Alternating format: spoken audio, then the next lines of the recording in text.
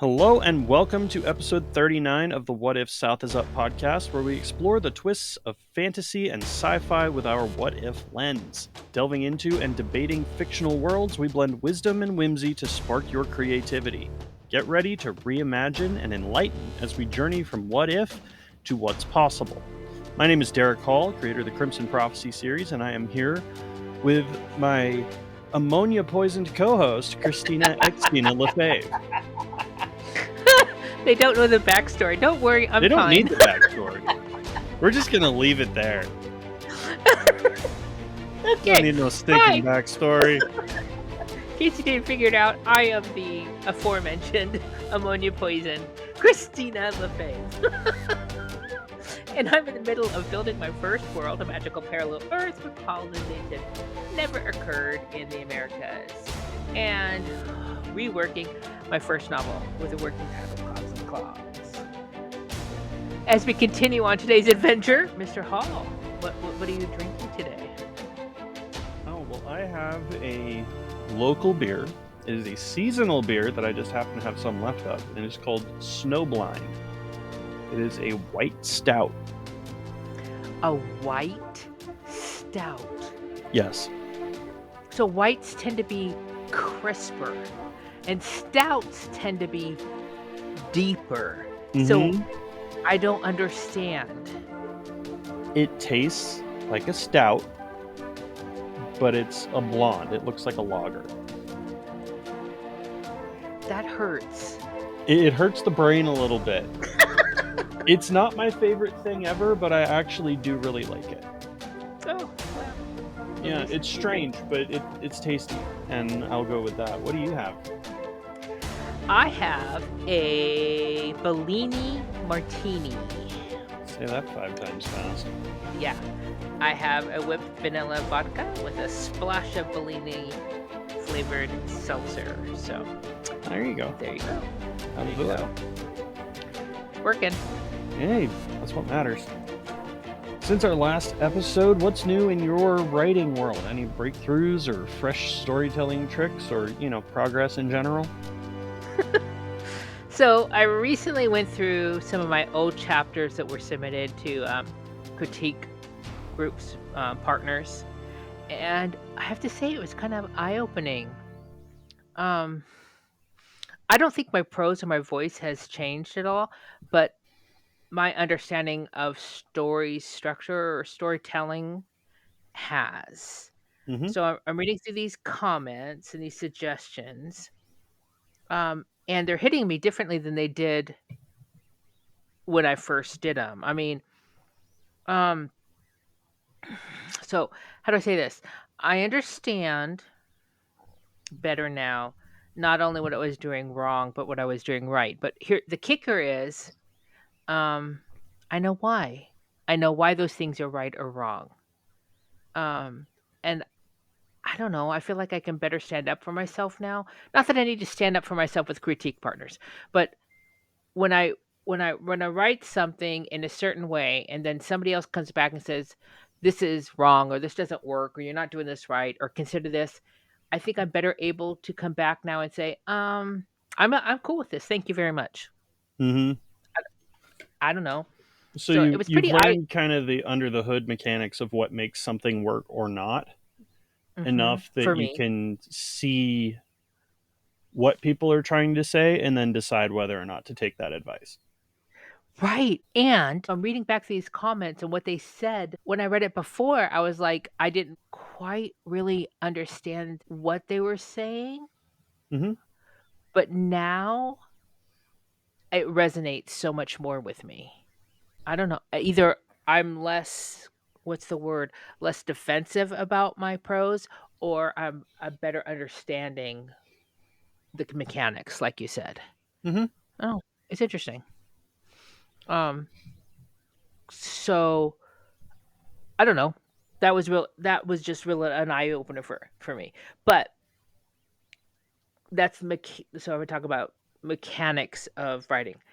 That's that story. But I do have something else I came up with like just moments ago, and I'm so excited about it. And I know it's going to be a spoiler, for listeners once I finally publish the book. So if you don't want to hear this spoiler, like mute for the next, I don't know, what is it going to be, like 30 seconds or so? Anyways, for those 12 listeners who will continue to listen, I apologize for the spoiler, but thank you for listening. Anyways, I've decided that my bad guy, my big bad evil guy, my antagonist, whose name is Nikolai, right? I'm going to give Yes. him the nickname of Doc. And the Is he reason gonna I'm have a doing kick-ass mustache too?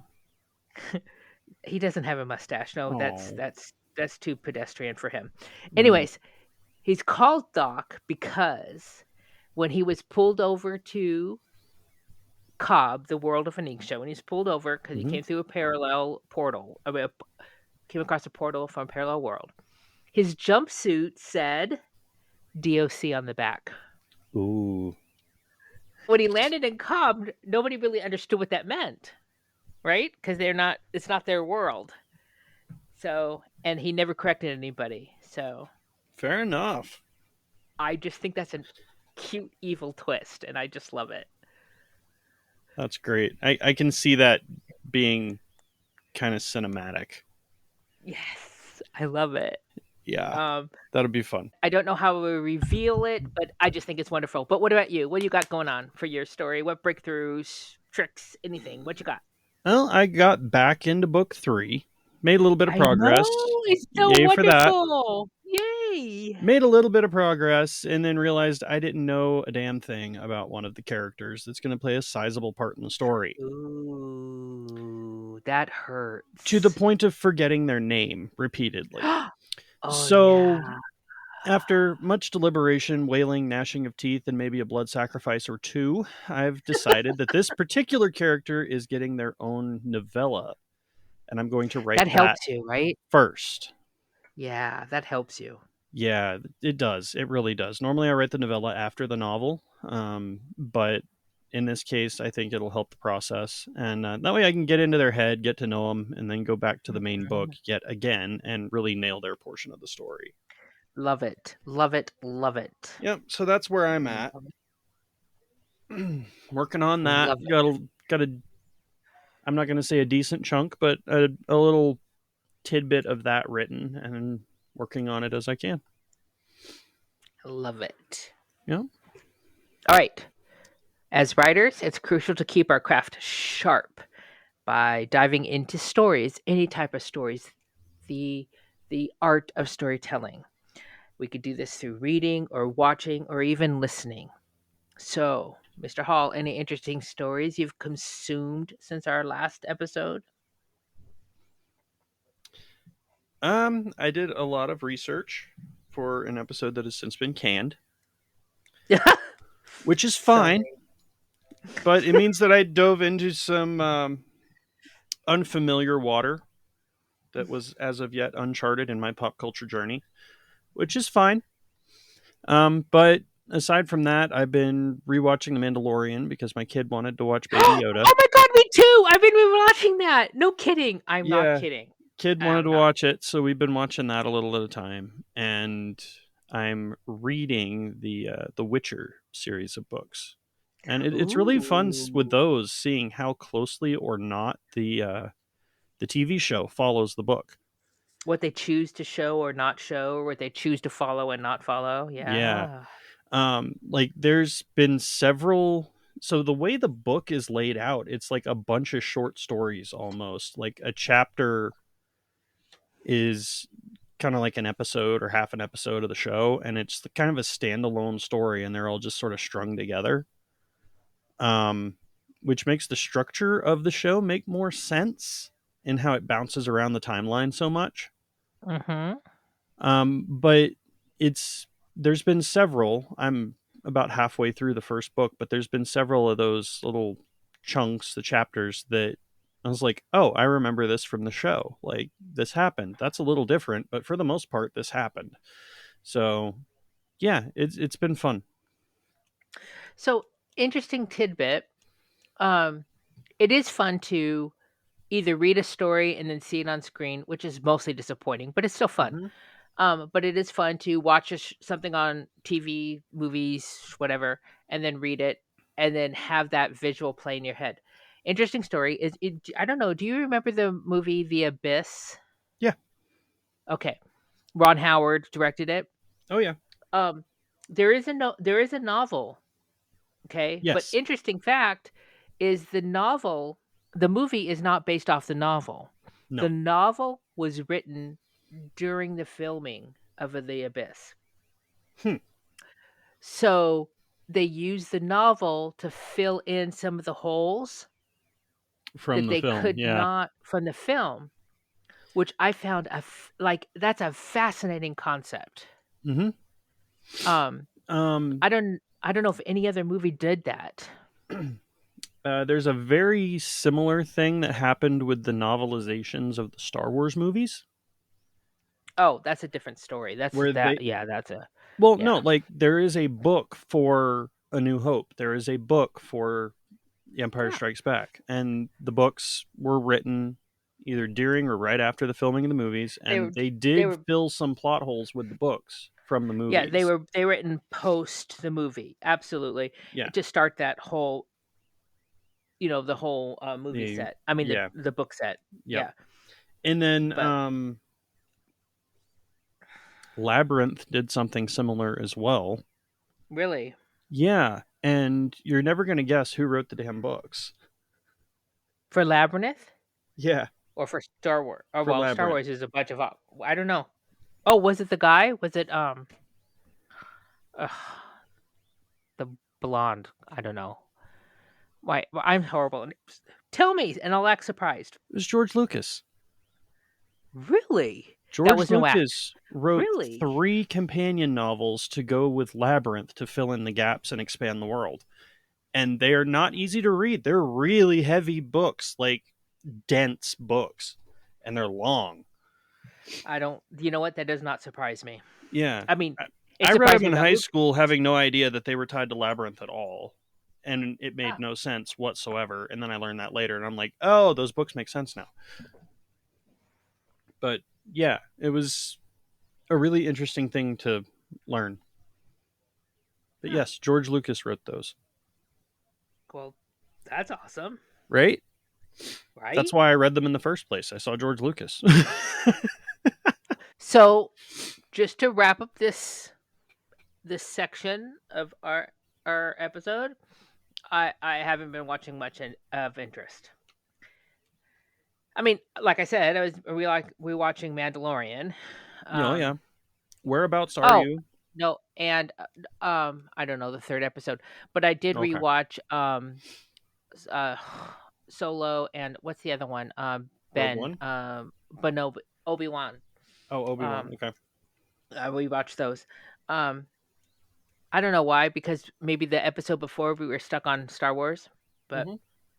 I put him away because it was I don't know. I'm just tired all the time. I don't know.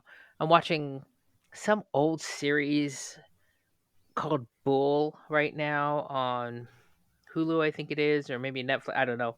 And it's about this psychiatrist, whatever, who has a who studies trial juries, and people hire him to help them win trials. I don't know. Okay. It's similar to Lie to Me, Mm-hmm. um, but he's not as intense as the protagonist for Lie to Me. But whatever. Nothing interesting. Yeah. Um, busy with overtime and paperwork, and I don't know, just whatever. But that's my story. Is not much story this last few weeks.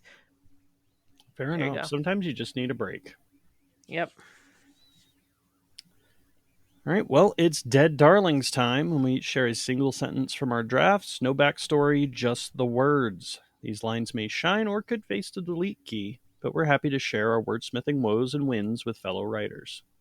So, Xtina, what you got for our listeners today? As I mentioned, I went through some old chapters before, and so I pulled this out of an old chapter that may or may not be rewritten. Here we go. They were born the same winter, and ever since their naming day, it was known that if you saw one of them, the other was just a stone's throw away. Besties! Besties. uh, I like I this don't know. because I it kind of does. like that. I like it because it gives a lot of world building. Mm-hmm. I mean, you can say they were besties, but you know, 12 words later, I've built in some world building in there, so I like Yeah, that. you've told us that winter is of some importance. The Mhm. the name day tradition is a thing in this world, and yeah, they're best friends. Mhm. Yep. I mean, I hesitated using the term a stone's throw away because it's so cliche in our world, but I liked that it had a natural element to it. Mm-hmm. So I may modify it some more, but I think it works. So we'll see. Yeah. What about you? What you got? Uh, born in the sand and sun, taken, enslaved, and eventually escaped. Nothing had befallen her that she had not overcome. Okay, I gotta tell you what I like about this sentence. Okay. I like the oh my god, what it I'm horrible at this game where I forget words in the middle of That's our what writers do. episode. Yes. But when you have the same sound over and over um in a sentence. So born in the sun is sun, Alliteration. alliteration. Um born in the sun and sun, taken, enslaved, and eventually escaped. Mm-hmm. That just because those three words have the same letter of the same sound, S or it Mm-hmm. really encapsulates that thought. So the rest of it is fine, but this really it's like bolding that part of the sentence And because see, you've I alliterated it. absolutely hate alliteration. I Ah, but you despise used it it with a well. fiery passion. But you used it well. Yeah, well, I'm telling you, it bolded that part of the sentence okay. without bolding it. If you I, insist. I'm To be honest, I telling you. hadn't even noticed until you said that. So, Yeah, no, it was beautiful. It's beautiful, beautiful, okay. dude, beautiful. All right. All right. All right. Fine. Either way. Okay, I am that way now. On to the point of the show. Oh my gosh, did we even? Where is it? Okay, now on to the point of the show. So you coughed, so I'm going to start again. Sorry. It's okay. So here we go for real. Okay, now on to the point of the show and our favorite game. Each week we roll a d20, which helps us randomly choose from a perpetual list of 20 scenarios, and then we tack, then we talk about how it would affect our world. So you ready? Welcome to Baston. I'm gonna let you roll the die because I don't have it next to me, so I hope You're you have good. it. Oh, let's see here. I'm on the wrong tab again. Number 15. 15. What if a powerful artifact existed that could rewrite the laws of magic, posing a threat to the very fabric of your world? Ooh. Did you put this in there? I don't think I did. I don't know that I did. We must have a ghostwriter. Yeah, I think we do. It's called memory. Right? Or lack thereof. Okay, let's say this again. What if a powerful artifact existed that could rewrite the laws of magic, posing a threat to the very fabric of your world? I love this. I just love this.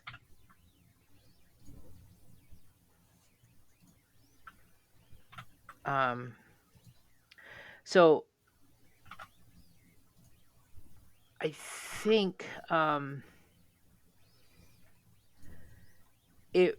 I okay. All I gotta say is I want to write this story now. I I do. I want to write this story. It would totally change my story, my book. It wouldn't change my world unless it failed. Unless Anisha failed at this task of retrieving it before the bad guy. But I love this whole premise.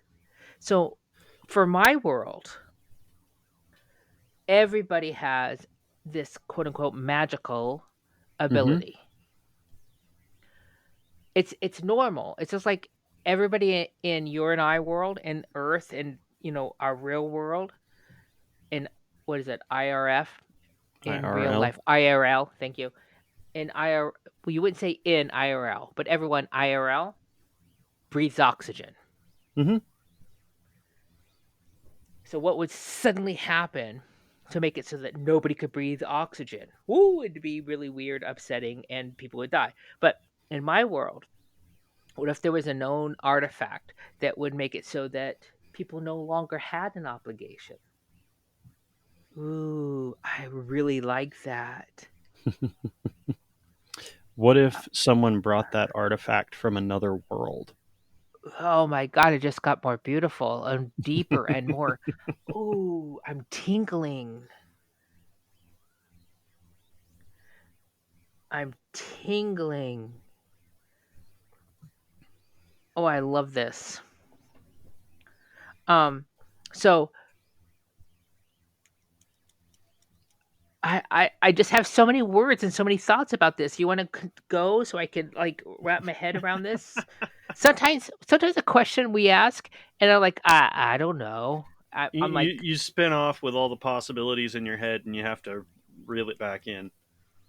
no, that's what I have to do at this moment. Mm-hmm. Sometimes we ask a question on the show, and I'm like, I have to fill it in, right? I have Yep. to grab. I'm grasping at straws, so to say. This one, my head is just spinning right now. There's just this is gorgeous. All right, what do you got? Well, so in a way, this is already kind of in place in my book. Um, well, my world. I say my book, my books, my world. Um, because magic in Ketra is directly tied to an artifact. Without that artifact, it wouldn't exist. And in fact, thousands of years ago, when the kingdom was overthrown and that artifact was broken, magic mostly ceased to exist. Um, so, in a way, it is very much tied to that. It has since been restored, and magic is back, baby, and everything's great, and new mages popping up all over the place. It's awesome. But let's say another one of these artifacts were to be introduced to the world, what would that do to it? So either magic would get way more powerful, or they could cancel each other out, or it could change the nature of it somehow. And like, there's so many different options for how this could go. So if there was another one and somebody decided somehow to weaponize that, that's its own issue. Um, because if you have a way that new artifact can interfere with old artifact, you could potentially find yourself in a fight with a mage or a wizard or something like that and essentially shut off their magic, which would definitely be a bit of a game changer. Like, knowing that's a possibility. Oh boy, I have ideas now too. Crap. I know, right? Oh, that's not good. All right. It's I like the idea of what you said in your for your world Mm-hmm. of how a new artifact modifies the magic, Mm-hmm. modifies it, it influences or changes the magic, not nullify. That's Right. but this whole idea that suddenly um oh, I'm sorry, I cannot remember your wizard's name. Adonius. Thank you. Third time today in this episode, I can't remember words. Adonius, We're Adonius. writers. That's what we do. We forget words. Yes.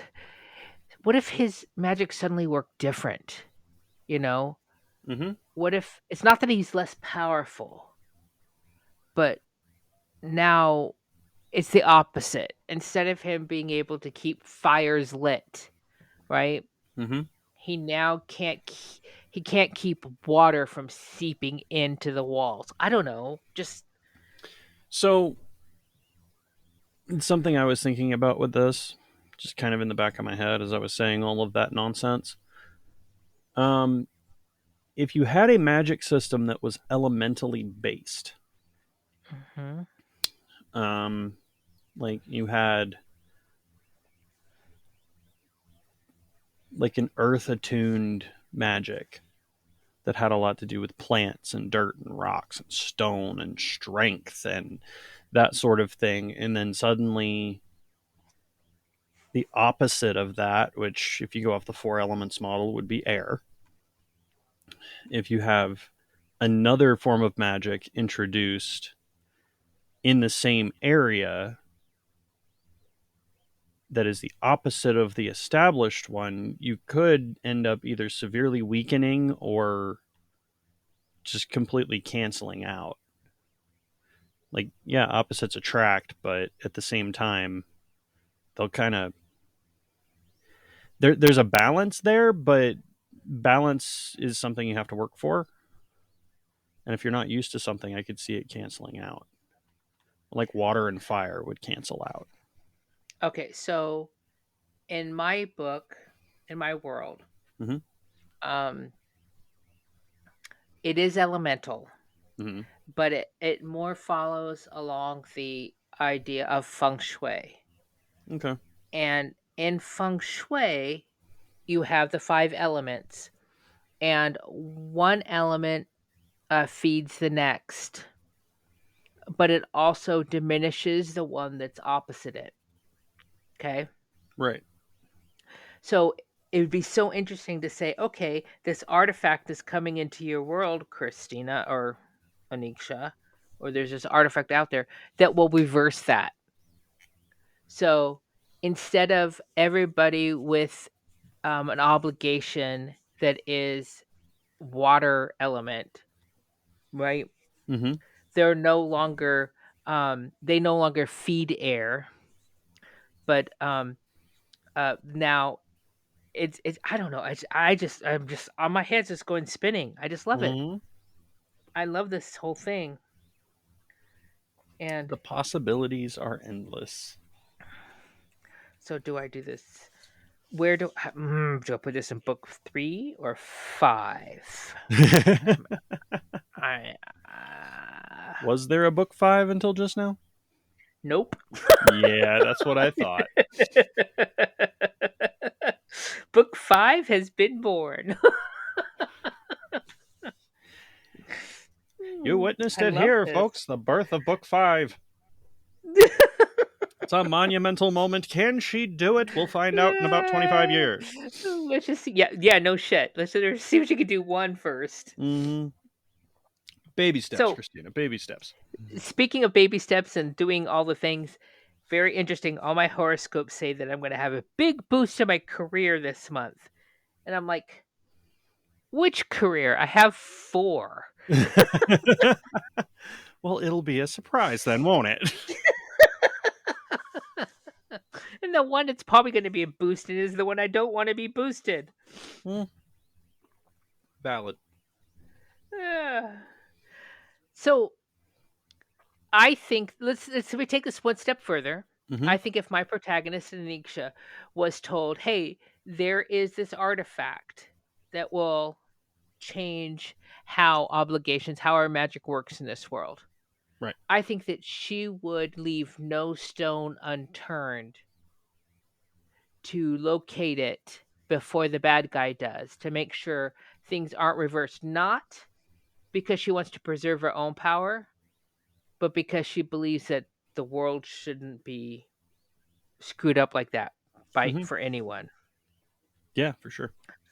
So I can totally see this as a whole separate story of her trying to save the world in a new way.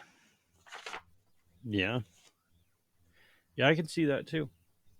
And on a similar note, I think if I was going to write this, it would already be in hands of questionable intent. Mm.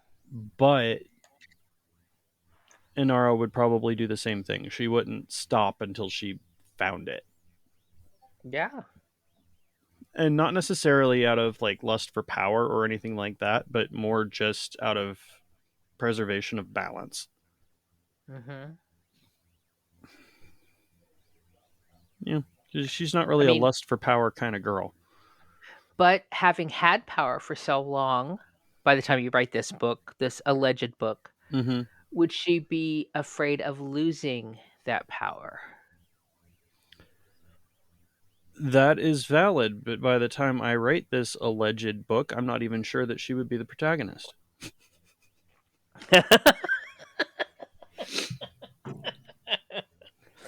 It So might be that's a somebody question. else.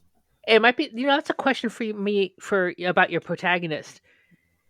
So she didn't want this power in the beginning. She didn't want to be in this place, right? Yeah. She was a reluctant hero. Then she spends time being this hero, realizing that, there's no one else, so I have to do it. And if something came along like this and said, and it worked, and she lost her power, would she be angry? Would she be relieved? Would she be scared? How would she react if she lost all that power suddenly as she got it?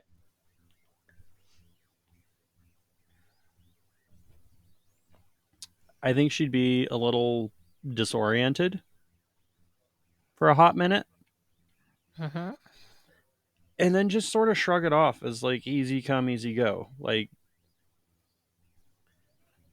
So I she's no longer treated I like a came up queen. from nothing, why not go back? Really? She wouldn't have a problem with that. I don't think she would Mm. because she didn't want it in the first place. She's a better human than me. Well, elf. Mm. Well, you're not an elf at all, so obviously How do you know? that's fair.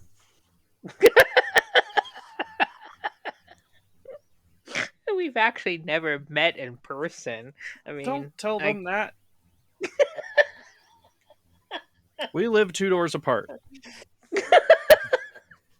we live 2 microphones apart. It's a door, maybe a window, but it's there.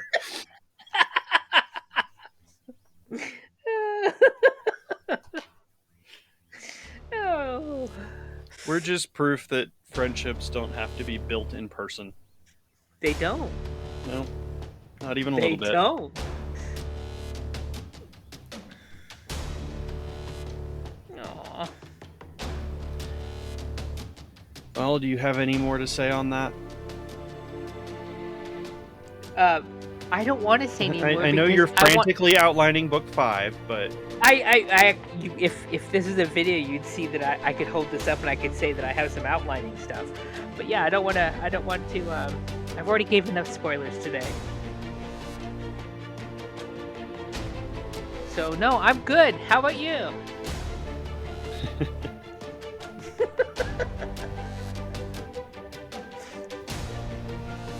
oh, I think I'm good.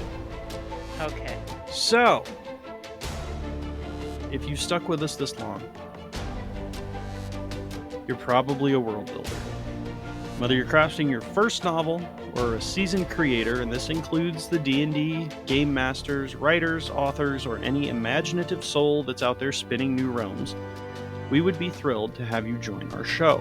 Drop us a line through whatifsouthisup.com or send a message via our Facebook page. Your world could be the star of our show. And if you're too shy to actually come on the show and talk, we'd still love to hear about your world. Our magical spreadsheet is always open for new what-if scenarios. If you have a new unique twist you'd like to explore, we're all ears. Send us your what-if ideas and we'll showcase them to the real world. Visit our Facebook page or send us an email at whysouthizup@gmail.com. So, Right. Derek, how can folks find you on the interwebs? I am an enigma. My website is DerekHallAuthor.com. You can also find me as DHallAuthor on the Clock app and just about anywhere else. Christina, where do we find you? My website is uniquelyxtina.com, and I can be found on just about all the socials as uniquelyxtina, but I'm mostly alive on Facebook and TikTok. That's it. We did it. We did Another episode. We did the One thing. more. Thanks for listening. We love all 12 of you.